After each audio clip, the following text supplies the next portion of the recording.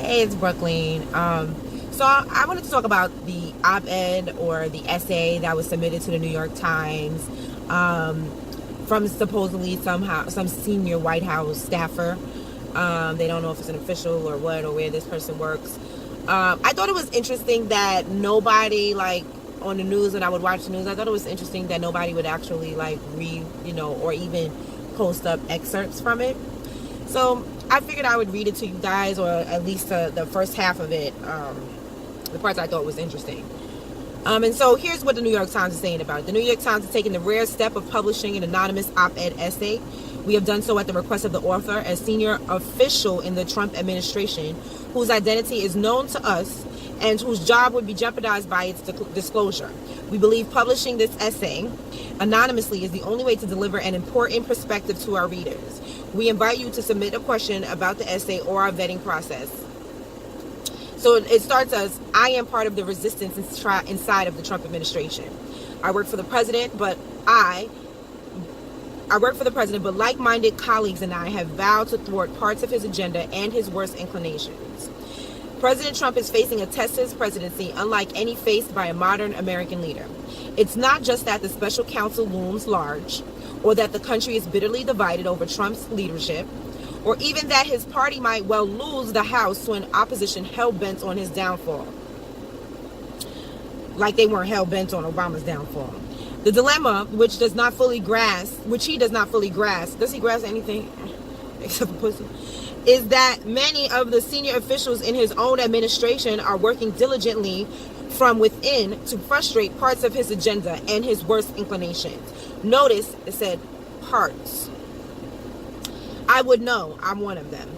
To be clear, ours is not the popular resistance of the left. We want the administration to succeed and think that many of its policies have already made America safer and more prosperous.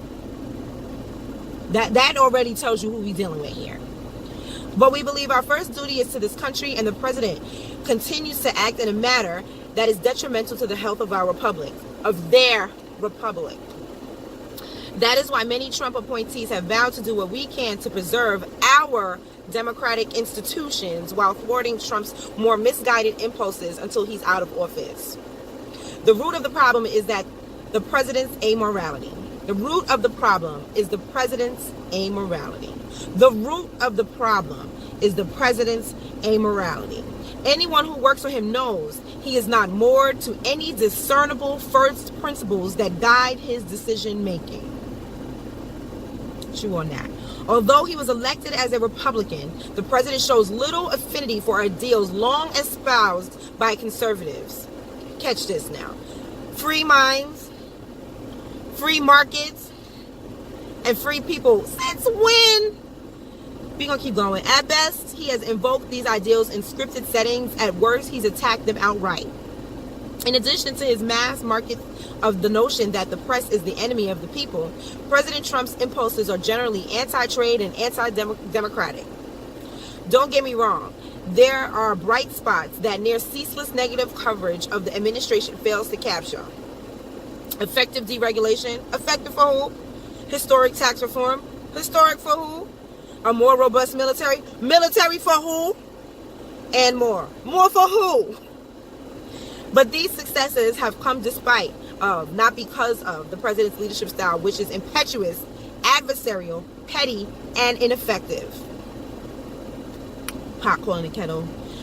From the White House to the executive branch departments and agencies, senior officials will privately admit their daily disbelief at the commander-in-chief's comments and actions. Most are working to insulate their operation from his whims.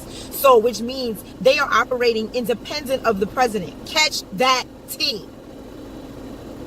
Meaning, meetings with him veer off topic and off the rails as he engages in repetitive rants and impulsive results and half-baked ill forms, occasional reckless decisions that have to be walked back. We already know that.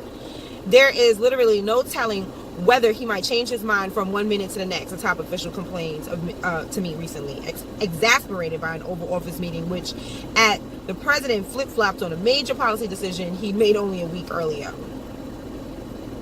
The erratic behavior would be more concerning if it weren't for the unsung heroes around the White House. Some of his aides have been cast as villains by the media. Aww. But in private, they have gone to great lengths to keep his bad decisions contained to the West Wing, though they are clearly not always successful. It may be a cold comfort in this chaotic era, but Americans should know that there are adults in the room. We fully recognize what is happening, and we are trying to do what's right, even when Donald Trump won't. It's a two-track presidency. All right, so from there, they go on to talk about Russia and the fact that, you know, Trump wants them to go easy on Russia, but the government is still posing sanctions on them and stuff like that, right? Then it goes on to talk about how McCain wrote in his dying letter that, you know, how Americans should love America and we should be country first, blah, blah, blah. All that stuff we've heard before, okay? Now, what I want you guys to think about is Frances Cress Welsing went to Germany. She told her parents for her, I think she said for her college graduation present, she wanted a trip to Germany, and she wanted to go to Germany. She wanted to learn from the German people, what did they think when Hitler started doing what he was doing, when he started, you know, revoking the Jewish people's lands, when he started putting them in internment camps, when he, you know, and other rich Jews were fleeing. She wanted to know what they were thinking. And, you know, you have to think about that.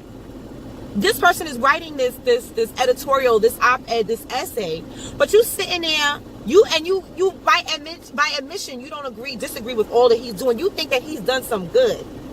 So you just want us to have sympathy on the people that are working for Trump. That's what this is all about. This whole op-ed.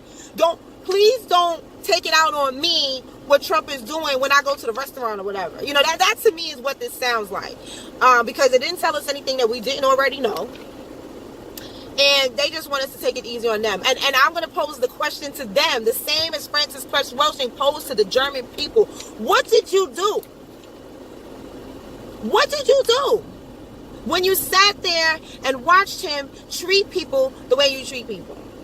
But see, the thing is, they don't mind that. They don't mind that. You know, it's when it starts affecting them. They talked about how historic tax reform. They don't mind the fact that the tax reforms do nothing for regular people. They don't mind that. That's okay. That's okay. That's okay. And it's the same mindset of the German people around the time of Hitler. That's all I'm saying.